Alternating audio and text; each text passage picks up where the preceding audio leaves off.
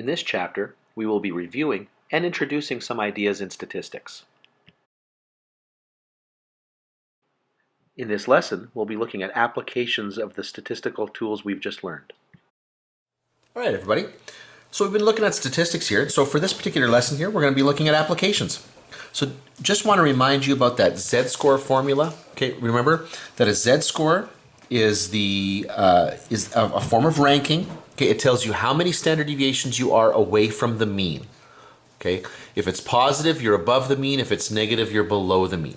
Okay, all of the area under the curve should add up to 1, and we're going to equate probability into area. Anyway, so now what we're going to do is we're going to take a look at just a series of application problems. So this problem here, we're told that the life of a blender is normally distributed with a mean of 8 years and a standard deviation of 1.4 years. So the mean is 8 years and the standard deviation is 1.4 years. So sketch the normal distribution for the blender and label the standard deviations here. So there's the mean. And if we go 1 standard deviation up, okay, that's going to be 9.4, right? So then what we're going to do is we're just going to keep going up a little bit from there. So if we add 1 to that, it's going to be 10.8. And if you add 1.4 to that, you're going to get 12.2.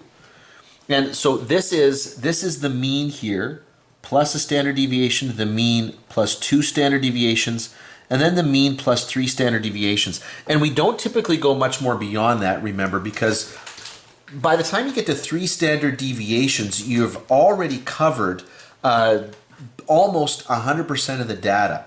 So you don't need to go any more than that. But now let's go backwards here. 8 minus a standard deviation, 8 minus 1.4 is going to be 6.6. And if we subtract 1.4 again, you're going to get 5.2. And subtract 1 more again, you're going to get 3.8. And so this is your mean minus a standard deviation, minus 2 standard deviations, and then the mean minus 3 standard deviations. And that's good. That's the way that should look. 3 of them, 3 out in either direction should cover the majority of the data. Then it says algebraically determine the probability that a blender will last less than 6 years. Okay, so less than 6 years means I'm dropping my line here at 6. Okay, and we're going to figure out what that area is under the curve. What's that probability? Well, first thing we're going to do is we're going to find the Z-score.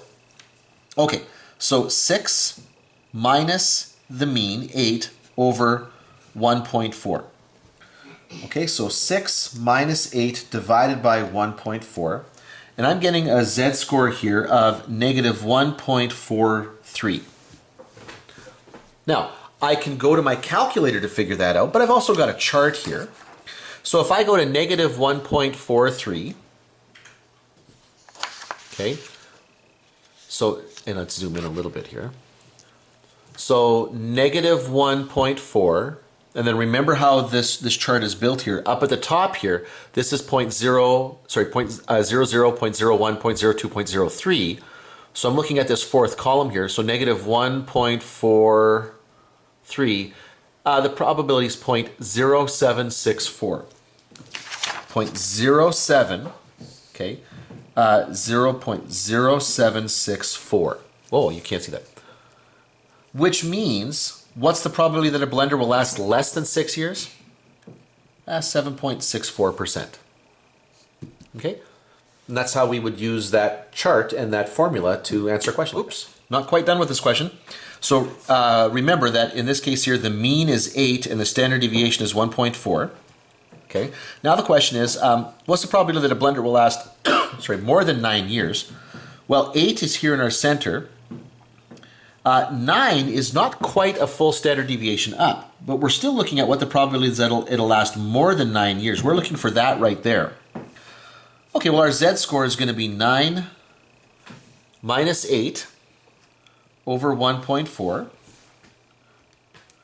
So on the calculator here, I'm going to get a Z-score of 0.71.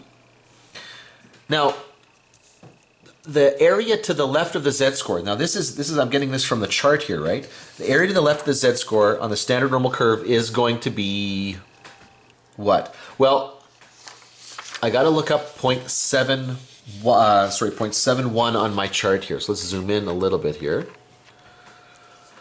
So here's 0.701, 0.71. So 0.7611. So this is going to be 0.7611. So now, the area to the right is going to be 1 minus that. So 1 minus 0.7611. Whoops. And we are getting 0.2389. Which means the probability that a blender will last more than 9 years in this scenario is 23.89%. Okay, this question says, a local company produces batteries whose lifetimes are normally distributed with a mean of 90 hours, okay, mean of 90 hours, and a standard deviation of 4 hours. So what is the probability that a battery will last less than 87 hours? Okay, well in this case here, I'm going to use the calculator. Use the chart on the last one. I'm going to use the calculator here. I'm asking for the probability, so I know this is going to be a normal CDF sort of a problem. Here's my graph here. I know that the mean is 90, and I'm looking for last less than 87 hours. So here's 87, and I want less than that. Okay, there's no left bound given, so this is going to be negative 10 to the 99. The right bound, or the upper bound here, is going to be 87. I know that the mean is 90 and the standard deviation is 4. Okay, so now I'm going to pull out the calculator here. Let's enter that in. So go to my distribution menu, normal CDF, negative 10 to the 99. And actually, that's exactly what that is right there. Negative 1, E99, that is negative 10 to the 99. So I can leave that. 87 is my upper bound. But I've actually got data here. I'm not using Z-scores. I've got the actual mean and the standard deviation, so I'm going to enter those in. And there we go. So 0.2266. Okay, so this will be 0.2266. That is the probability. If I wanted to convert that into a percentage, okay, I might say or 22.66%. But when I ask you for the probability, technically speaking, I want the decimal value. Now, what is the probability that a battery will last more than 97 hours? Okay, so again, here's my little graph here. Here's the mean at 90. 97 is out here, and I want this one, that area right there. Okay, so again, I'm asking for probability, so normal CDF. This time the low bound is going to be 97, and I'm not giving you a high bound, so it'll be 10 to the 99. The mean is 90, and the standard deviation is 4. Okay, so we'll just enter that into the calculator. Oops, not inverse norm, normal CDF. This time though, the minimum is 97. Here the maximum is 10 to the 99. Mean and the standard deviation are the same. I press enter, and I'm going to get 0.0401. 0.0401 when I round that. Whoops. Or in terms of a percentage, 4.01%. Okay, now actually I want to do this one again. I want to show you something that you could have done here. Let's go back into that. So second distribution, normal CDF, there's 97. I could have done this as well. I could have gone in and used the EE here. Okay, and sorry, shoot, I didn't set myself up for that. That should have been 1 EE 99. So what I'm saying here is that this is in that kind of engineering notation here. Now if I go down, this means the same as 10 to the 99, press enter. Notice I'm getting the exact same answer there. So I can either use that engineering notation that you're seeing the calculator sometimes use, or I can just use 10 to the 99 or negative 10 to the 99. Those all work. Okay, let's take a look at the next part of this problem here. Still the same problem, so I'm still working on a battery, okay, with a mean of 90 hours and a standard deviation of 4. What is the probability that a battery will last between 89 and 93 hours? Okay, well remember, 90 is your mean, so 89 is right close to that, 90 to 3 is going to be out here. So I'm looking for this area right there. So first of all, I'm going to determine the Z-scores. Okay, so the Z-score of 89 will be 89 minus 90 over 4. Okay, well 89 minus 90 is going to be negative 1, so it's going to be negative 0.25. That one's actually pretty easy to see that one happening. And then you've got the Z-score for 93. What's going to be 93 minus 90 over 4? And a similar sort of thing. This is clearly going to be 0.75. Okay? Now, I want to find the probabilities to the left of those Z-scores. So what I'm doing is I'm going to, basically this question is kind of pushing me towards using that chart there. I want the probability, okay, that a Z-score is less than negative 0.25. And then I want the probability that a Z-score is less than 0.75. And I'm going to look that up in my chart. Okay, so negative 0.25 first of all. Okay, negative 0.2, and then 0, 1, 2, 3, 4, 5. And the answer is 0.4013. 0.4013. Now, I got to look up 0.75. Well, 0.75, that's the positive one here, so 0.75. So here's 0.7, 0, 1, 2, 3, 4, 5. That's 0.7734. So 0.7734. And so now to get the area in between those two, I'm going to take this one and subtract this one. Okay? So I'm going to take that 0.7734 and I'm going to subtract the 0.4013 to get 0.3721. That's the probability, or if you want, 37.21%. Okay, this next question says, White Mud Drive is a freeway that travels east to west through Edmonton. On one section of the White Mud, it has been found that vehicles travel at speeds that are normally distributed. Okay, here we go, with a mean of 83 and a standard deviation of 7. So our mean is 83 and our standard deviation is 7. So below what speed do 90% of the vehicles go? So what I'm interested in here is if we drop down a little mark here, don't know what that is, I want to know if this represents 90% of the population, what is that speed? Now remember that what I'm doing here is creating a percentile. So I know that the percentile is 90. This is the 90th percentile. I want to know what that data value is. So what we can do here is go to my chart and look up 90%. Now 90% is quite large, so it's going to be over here on the right-hand side. Okay, so I'm looking up, I can see a 0.9032 here. I've got a 0.9015 here. And I got an 899, okay, this one is clearly the closest one to 90%. And so that's going to give me a Z-score of 1.2.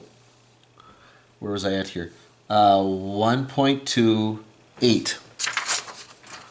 So the Z-score that I get that's closest to 90% here is 1.28.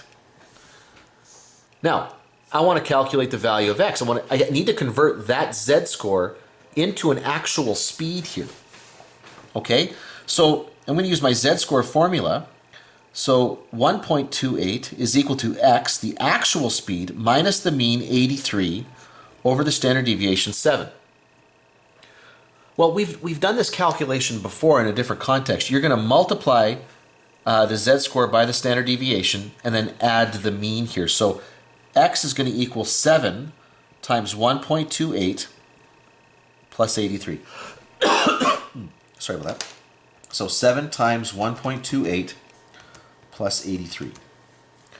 And we're going to get 91.96, or let's just say 92. 92 kilometers per hour. Okay? So 90% of the drivers drive below 92 kilometers an hour. Okay, now that's not the end of this problem though. Now, above what speed do 25% of the vehicles go? So 25% here, we're cutting this one off and we're saying that this right here is the 25%. Now, actually I got to look back here. I forgot what the mean. Mean is 83, standard deviation is 7. Okay, so the mean is 83, standard deviation is 7. I want to know what value right here is that cutoff at 25% of the value of the vehicles go faster than that. Oh, yeah, above what speed do 25%, yeah. So, here we go. Well, in order to figure out what that value is, I need the percent to the other side here. So that's going to be easy. This is 1 minus 0.25, and the numbers were chosen for this to be good for us to work with. So 0.75. So we want to find the z-score for the area to the left of 0.75. Okay, so now I go back to my chart, and I'm looking. I'm looking. Okay, 0.75 here. What have I got? 0.73, 0.758. So let's go up the one above it here. 0.7549, 0.7517, 0.7486. Well, this one is going to be, what is that, 14.0014 below. This is 0.001. So this one's the closer one. So that's going to be 0.67. So the z-score, 0.67, is the closest one to that value there. Okay, so now that we've got the z-score, 0.67, we're going to calculate x. So minus 83 over 7, and just the same as we did before, so it's 7 times 0.67 plus 83. So 7 times 0.67 plus 83. And I'm getting 87.69. Now let's just round that up there. This is going to be 88 kilometers per hour. So 25% of the vehicles go faster than 88 kilometers per hour. So an IQ score is one method of measuring a person's intelligence. IQ scores are normally distributed with a mean of 100 and a standard deviation of 15. So the mean is 100 and the standard deviation is 15, below which IQ score is 33% of the population. Now, I'll tell you what, let's use the calculator for this one. So here's the mean. We know that's at 100 here. I'm interested in the IQ score below which 33% of the population is at here. So here's what I'm looking for, but I know that this right here is going to be 33% of the population. So essentially I'm looking for what number is in the 33rd percentile. And like we've seen before, if we call this x here, the tool on the calculator that produces that is the inverse norm feature. So I put in there my percentile. And now normally with this right here, I would be using the mean of 0 and the standard deviation of 1 because it's a standardized thing. But here I actually have the data values. I have the mean as 100 and I have the standard deviation as 15. Okay, so I can enter that in exactly the way it sits and it will give me the actual value that I'm interested in. So inverse norm 0.33, okay, and we come down here and I know that it's supposed to be 100 and this is supposed to be 15. So that's the way it's supposed to look. And I get 93.4. Okay, so an IQ of 93.4. Now, to be considered a genius, you must be in the top 1.1% of the population. So what IQ score is required to be considered a genius? Well, we're doing the same thing here, except in this case, we're way over here, okay, where this over here is 1.1%. So we want to know what this is over here. So we're going to figure out what that value is, and that's going to be the inverse norm. And remember how we do that, and we can let the calculator do this even. We're going to let this be 1 minus 0.011. Okay, so we're going to let the calculator figure out what this area is over here. And then again, the mean is 100 and the standard deviation will be 15. So second distribution, go to the inverse norm. We'll make this 1 minus 0.011. Standard deviation, sorry, the mean is 100, standard deviation is 15. Paste. And you've got to have an IQ of 134.4 when we round that. Okay, there you go. All right, just a couple more questions here. On average, it takes 3 weeks to receive a package from China with a standard deviation of 5 days. Okay, so the mean, now bear in mind there's a bit of a change here. 3 weeks, 5 days. So I've got a unit conversion here. I'm going to change these 3 weeks into days just to make the numbers a little bit better here. So the mean should be 21 days with a standard deviation of 5 days. Assuming a normal distribution, what percentage of the packages will take less than 6 days to arrive? Okay, so on my curve here, remember here's your mean of 21. We want to know what's the probability, now here's 6. Okay, what's the probability that the data values lie in this region right here? Because I'm asking for a probability, let's just go to the calculator. This will be normal CDF. The low bound here is going to be negative 10 to the 99. And again, recognize that it doesn't make any sense to talk about a negative lower bound there. But again, this is just an approximation to reality here. Please don't get too hung up on that. So negative 10 to the 99 up to 6. The mean is 21, the standard deviation is 5.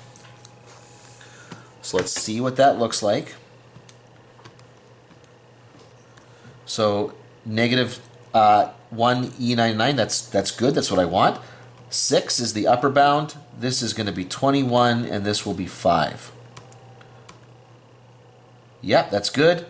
Ooh, and we get 0.0013.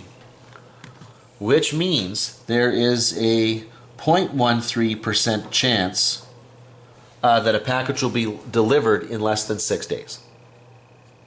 Okay, one last question here. It says the results of a school's Math 10C exam were normally distributed, as shown on the right. Okay.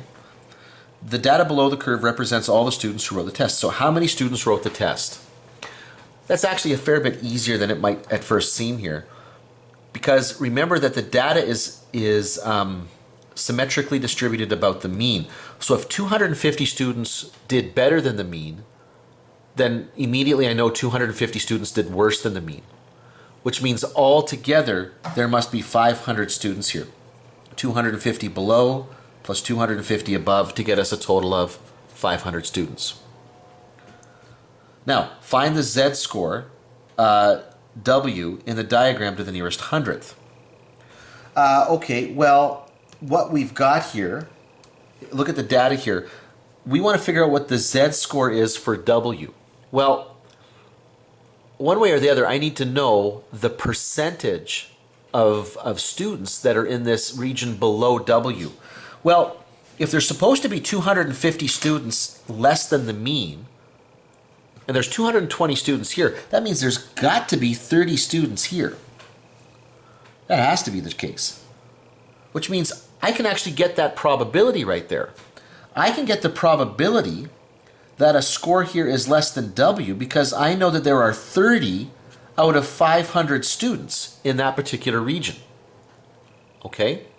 So now I can do this one of two ways here, but I'm going to use the calculator for this. So what I'm going to do is to get that Z-score, okay, I'm going to use my inverse norm. I've already got the percentage, okay, and I'll even write it like this. I can even plug it into the calculator like this because I do want to enter that in as a decimal. So 30 over 500. Because I'm looking for the Z-score, I'm going to force the mean to be 0 and the standard deviation to be 1. And then the calculator will know that it's supposed to spit out a value as a Z-score. So I will go second vars to get into my distribution, inverse norm. 30 divided by 500, that will give me the percentage to the left of that value W. And I do want the mean and the standard deviation to both be 0 and 1, I should say. Paste that in, and I get negative 1.55. Okay, as my Z-score there. And now finally, if the exam had an average of 54% and a standard deviation of 11%, so let's write that out here. The mean is 54%, Standard deviation is 11%. What score does the W represent? We've done this a few times already. So here's my Z-score. Okay, that is going to be X, the score that I'm looking for, minus 54 over 11. So to get X, I will take 11 multiplied by negative 1.55, and then I'll add that 54 to it. Okay, so now using my calculator here, I've already got the value there for my Z-score. So I'm going to multiply that by 11 and then add, 54 to it. And here we go, 36.9. Okay, 36.9%. That's the answer we're looking for.